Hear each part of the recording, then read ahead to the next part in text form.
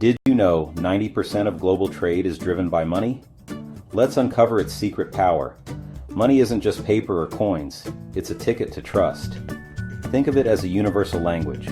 When you buy a coffee, you're not just trading dollars for caffeine. You're exchanging trust in a system that everyone agrees on. From paying for groceries to international trade, money keeps everything moving.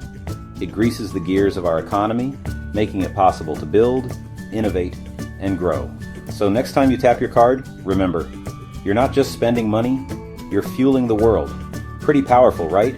Subscribe for more mind-blowing insights. What will corporations do to the one man causing all the losses? In the world of high-stakes finance, one rogue player can disrupt the entire system.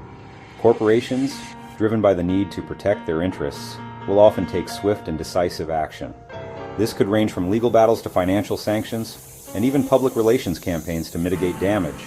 The stakes are high, and the response is often as dramatic as the losses incurred. Stay tuned to learn more about the intricate dance between power and accountability in the corporate world.